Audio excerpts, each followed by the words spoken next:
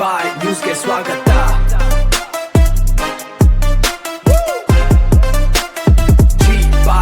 ದೇವಸ್ಥಾನದಲ್ಲಿ ಅಭಿಷೇಕ ಮಾಡಿಸಿ ಸ್ವಚ್ಛತಾ ಕಾರ್ಯಕ್ರಮ ಮಾಡಿ ಮೋದಿಜಿಯವರಿಗೆ ಇವತ್ತು ಹಾಲಿನ ಅಭಿಷೇಕ ಮಾಡಿ ಇವತ್ತು ಗೌರವಿಸ್ತಕ್ಕಂಥ ಕೆಲಸ ಮಾಡಿರ್ತಕ್ಕಂಥ ಎಲ್ರಿಗೂ ಸ್ವಾಗತವನ್ನ ಕೋರ್ತೀವಿ. ಇವತ್ತು ನಾವು ಮೋದಿಜಿಯವರನ್ನ 100 ವರ್ಷ ದೇವರವರಿಗೆ ಆಯಸ್ಸು ಕೊಡಬೇಕು. ವಿಕಸಿತ ಭಾರತ 2047ಕ್ಕೆ ವಿಕಸಿತ ಭಾರತ ಆಗ್ಬೇಕು ಅಂತ ಹೇಳಿದ್ರೆ ಇವತ್ತು ಶಿಡ್ಲಘಟ್ಟದಲ್ಲಿ ಒಂದು ಮಾತು ಹೇಳಲೇಬೇಕಾಗತ್ತೆ. ಸಾಕಷ್ಟು ವೈಯಕ್ತಿಕವಾಗಿ ಎಲ್ರಿಗೂ ಅಂಧ ಪ್ರೇಮ ಅಂತ ಇರುತ್ತೆ. ಅಂಧ ಪ್ರೇಮ ಅಂತ ಹೇಳಿದ್ರೆ ಮುಂದೆ ಏನು ಅಂತ ಗೊತ್ತಿರಲ್ಲ. ಕಣ್ಣು ಮುಚ್ಕೊಂಡ್ರೆ ಅವ್ರಿಗೆ ಕಣ್ಸತ್ತ ಅವ್ರಿಗೆ ಏನ್ ಬೇಕು ಅಂತಕ್ಕಂಥ ಸ್ವಾರ್ಥ ಸುಮಾರು ಜನಕ್ಕೆ ಇರುತ್ತೆ. ನನಗೂ ಇದೇನು, ಬಟ್ ಆದ್ರೆ ನನ್ಗಿಲ್ಲ ಅದು.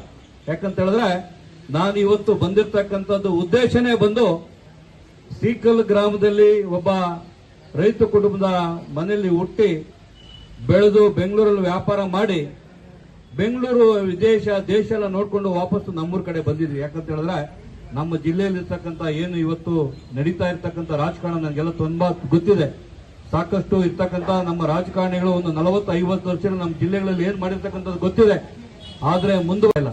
ನಾವೆಲ್ಲ ಏನ್ ಕೇಳ್ತಾ ಇದೀವಿ, ಇವತ್ತು ಖಾಲಿ ನೀರು ಕೇಳ್ತಾ ಇದೀವಿ. ಆಂಧ್ರದಲ್ಲಿ ಬಾರ್ಡರ್ ವರೆಗೂ ಬಂದಿದೆ ಕೃಷ್ಣಾ ನದಿ ನೀರು. ಆಂಧ್ರ ಸರ್ವೆ ನಂಬರ್ಗೆ ನೀರಿದೆ. ನಾವೆಲ್ಲ ಏನ್ ಪಾಪ ಮಾಡಿದೀವಿ ಕರ್ನಾಟಕದಲ್ಲಿ ಇರ್ತಕ್ಕಂಥ ಬಾರ್ಡರ್ ಇರ್ತಕ್ಕಂಥವ್ರು ಆ ನೀರು ತಗೊಂಡ್ಬಂದು ಕೊಡ್ತಕ್ಕಂಥದ್ದು ನಮ್ಮ ಸರ್ಕಾರದಲ್ಲಿ ಇರ್ತಕ್ಕಂಥವ್ರು ಅವ್ರು ಯಾರಿಗೂ ಗಮನ ಇಲ್ಲ.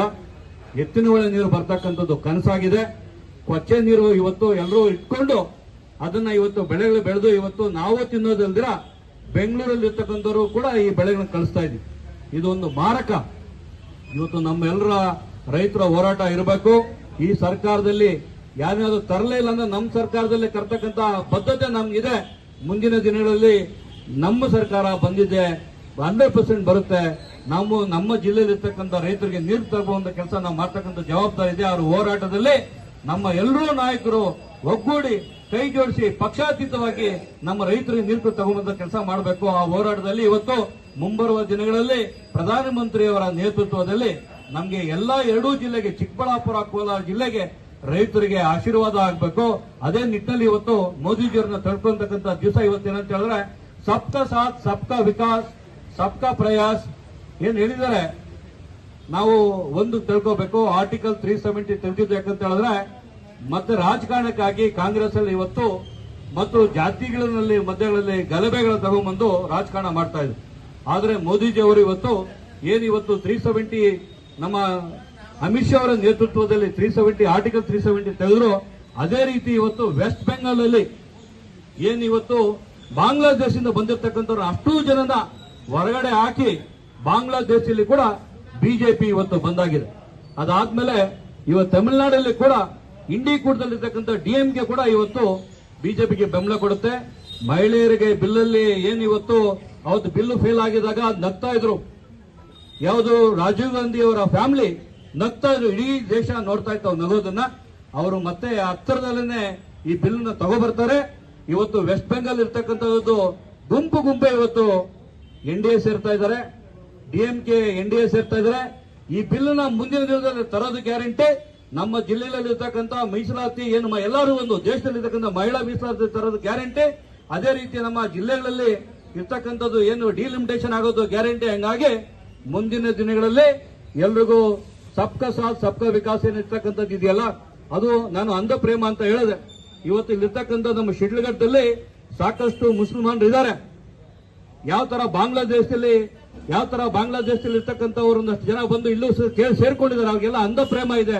ನಾನು ಎಲ್ರಿಗೂ ರಿಕ್ವೆಸ್ಟ್ ಮಾಡ್ಕೋತೀನಿ, ಭಾರತದಲ್ಲಿ ಎಲ್ಲರೂ ಒಂದೇ, ಹಿಂದೂಗಳು ಕ್ರಿಶ್ಚಿಯನ್ಸು ಮುಸ್ಲಿಮ್ಸು ಒಂದೇ.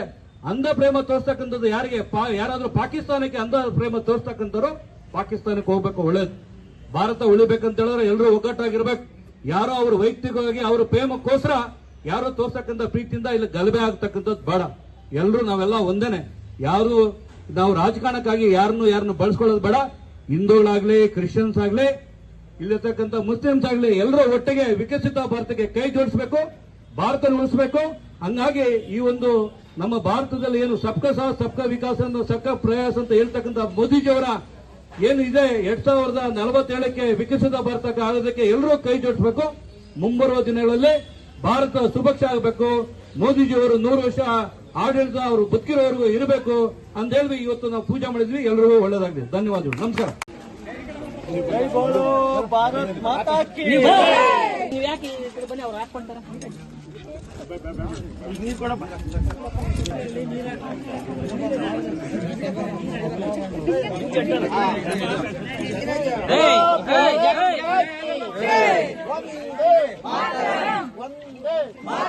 भारत माता की जय, भारत माता की जय, नरेंद्र मोदी जी की जय।